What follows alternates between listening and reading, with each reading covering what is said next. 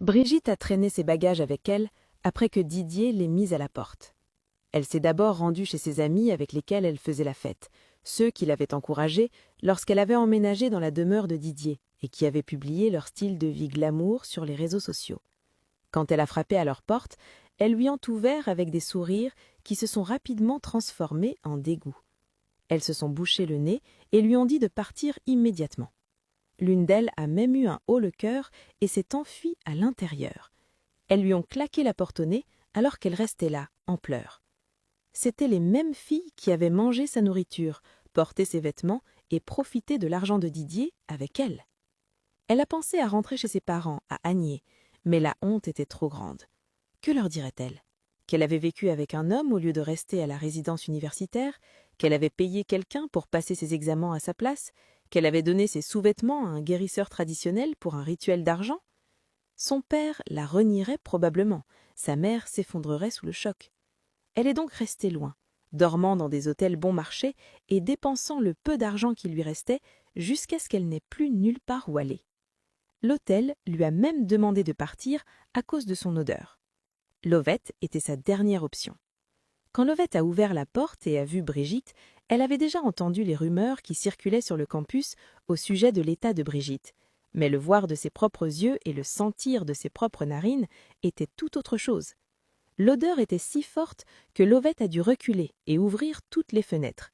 Ce n'était pas une odeur corporelle normale ou de la sueur, c'était quelque chose de plus profond, quelque chose de pourri et d'anormal, qui semblait provenir du plus profond de Brigitte. Brigitte s'est effondrée sur le sol de l'appartement de Lovette et a pleuré jusqu'à ce qu'elle n'ait plus de larmes.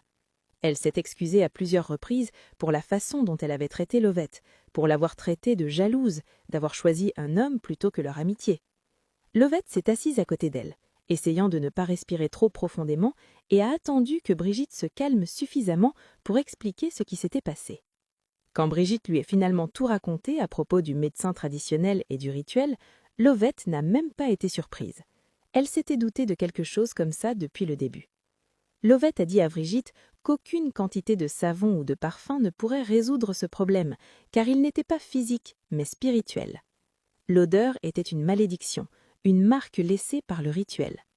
Lovette dit qu'elle devait trouver de l'aide, mais que Brigitte devait d'abord rentrer chez elle et tout raconter à ses parents, même si cela allait être difficile. Brigitte refusa d'abord, pleurant que ses parents allaient la tuer. Mais Lovette insista sur le fait qu'elle n'avait plus le choix. Elle ne pouvait pas mener ce combat seule. Lovette proposa de l'accompagner à Agnier pour l'aider à expliquer la situation à ses parents et pour protéger Brigitte si les choses tournaient mal. Le voyage de Lomé à Agnier fut horrible. Elles prirent un bus et quelques minutes après s'être assises, les autres passagers commencèrent à se plaindre. Quelqu'un dit qu'il devait y avoir du poisson pourri dans le coffre du véhicule. D'autres vérifièrent leurs chaussures, pensant avoir marché dans quelque chose. Le chauffeur s'arrêta même 2 fois pour vérifier s'il n'y avait pas un animal mort coincé sous le bus. Lovette fit de son mieux pour protéger Brigitte, prétendant qu'elle avait apporté des produits chimiques. Brigitte s'est assise près de la fenêtre, pleurant en silence, tandis que les gens chuchotaient et la montraient du doigt. Quand elles sont enfin arrivées à la maison familiale de Brigitte à Agnier, ses parents sont sortis pour les accueillir, mais ils ont immédiatement couvert leur nez, choqués.